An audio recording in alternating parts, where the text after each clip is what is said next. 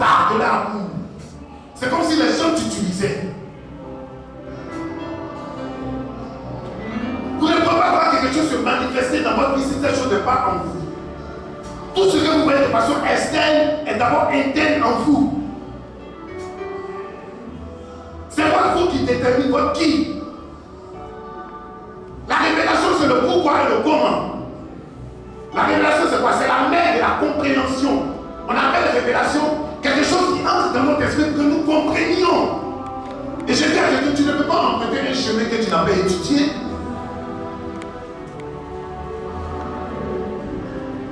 Pour entrer dans l'ordre de la révélation, c'est-à-dire de l'éclairage de Dieu, toi, en tant que chrétien, tu dois te poser chaque fois une question devant toi. Pourquoi et comment? Quand quelque chose t'arrive, pourquoi c'est arrivé et comment ça m'est arrivé? Tu peux sortir soit du problème ou bénéficier de ce problème qui est arrivé. Parce que même un problème a son avantage. L'avantage d'un problème, c'est son expérience.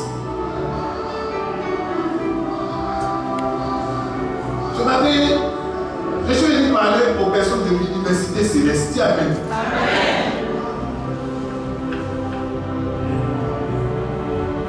Si tu es au CE encore, à l'école du Christ, tu es en vacances, on va mettre une bâche dehors là-bas pour toi. Ici, là, c'est l'intuit. Tu dois comprendre que ta vie, là, ce n'est pas n'importe qui, ce n'est pas n'importe quoi. J'ai pris la ferme résolution de devenir ce que Dieu veut que je sois. Et si moi je prends cette résolution, toi, mon enfant spirituel, tu dois aussi devenir ce que Dieu veut que tu sois. Le sceptre, le bâton est devant Judas, ça ne s'éloigne pas de lui. Ce que ton frère a dans la famille, là, ce n'est pas forcément ce que tu dois avoir. C'est-à-dire que chacun a lui. C'est-à-dire que chacun a son poids.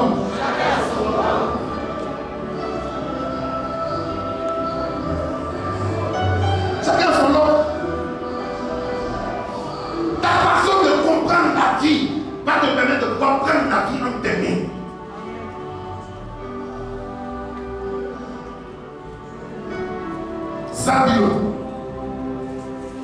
Zabulon habitera sur la côte des mains. Avant Zabulon, nous allons rentrer dans le message d'Issachar. Genèse 30, verset 18. Issachar. Dis d'abord Issachar, c'est quoi? Ta prédication, tu ne vas pas regarder. Non, Issachar, Genèse 49. Issachar est un homme robuste qui se couche dans les étangs. Il voit que le lieu où il repose est agréable. Il voit que le lieu où il repose est agréable. Et que la contrée est magnifique. Et il coupe son épaule sous le fardeau. Genèse 30, 18. Vous ne pouvez pas parler de quelque chose qui n'a pas une origine. Vous n'allez pas comprendre ce que vous dites.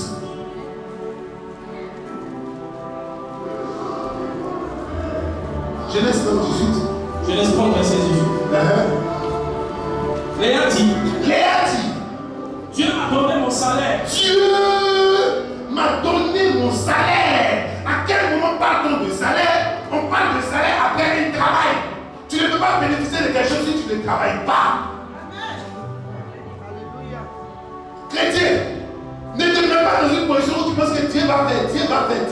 Arrête ça. On n'est pas dans ça. Dieu va faire quoi? Dieu il a assis en haut là-bas. Il sait ce dont tu as besoin, mais tant que tu ne lui demandes pas, il ne te donne pas. C'est un exploit de Dieu va faire. Comme il est fait, puis Dieu va accomplir. Amen, amen. Et je veux que tu fasses et puis Dieu va accomplir. Amen.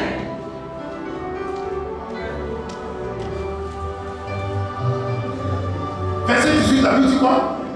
Léa dit, Dieu m'a donné mon salaire. Dieu m'a donné mon salaire. Parce que j'ai donné ma servante à mon mari. Parce que j'ai donné ma servante à mon mari. Ça dit quoi de quoi ici? L'histoire de ce passage parle des femmes de Jacob. Je parle de la bénédiction prononcée, la bénédiction prophétique. Écoutez, Jacob est comme toi et moi, je l'ai déjà dit. Il fait partie de la troisième catégorie des patriarches de la parole de Dieu. Et Jacob, un jour, va se retrouver chez un homme du nom de Laban. Tiens avec moi Laban. On dirait que c'est un Libanais. Tiens avec moi Laban. Ça ressemble un peu à Liban, façon. Dis Laban. Il y a des personnes avec qui tu travailles et tu ne vois rien.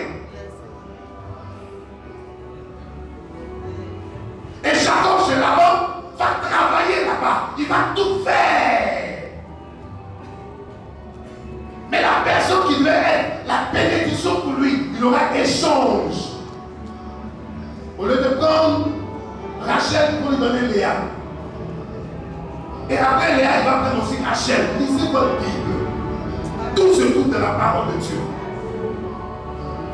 Et comme Dieu est juste, Léa va se retrouver dans une certaine difficulté. Pourquoi? Parce que la bénédiction d'une femme, ce qui fait qu'une femme est dans la joie, c'est quand elle peut voir sa postérité, sa progéniture.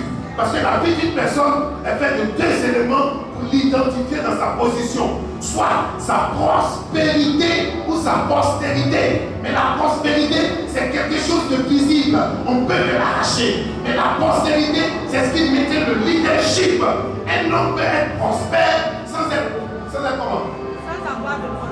Sans avoir de postérité. Merci ma fille.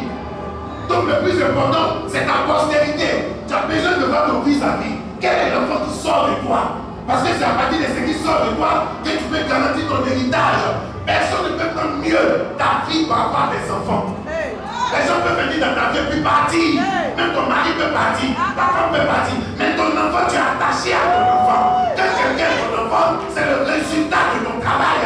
Que quelqu'un est ton enfant, c'est la personne sur qui tu peux compter. Que quelqu'un est ton enfant, c'est sur cette personne que tu as des perspectives, des pronostics, sauf sur cet enfant. Et la Bible dit, Léa, qui était la fille de Laban, a regardé sa vie. Elle dit, c'est vrai, j'ai un mari, mais il y a quelque chose qui me manque en moi, enfant de Dieu. Lorsque vous avez la soif de quelque chose, vous êtes à la recherche de cette chose. Vous désespérez votre soif. Et la soif de Léa, il fallait qu'elle ait un enfant.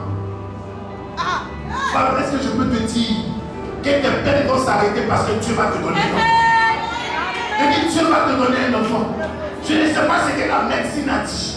Je ne sais pas ce que les gens au village ont dit. Je ne sais pas ce que les gens ont pensé. Je ne connais pas quels sont les pronostics. J'ai été dans une maison où le premier cri qui est sorti, c'est les papis où ils ont appelé, c'est les mamans où ils ont appelé. Tu n'as pas encore donné de nom à ton enfant. Mais le Dieu venu te dire, après ce message, Dieu te récompensera avec un salaire. Pas le salaire de ta servante, mais toi-même tu auras un enfant.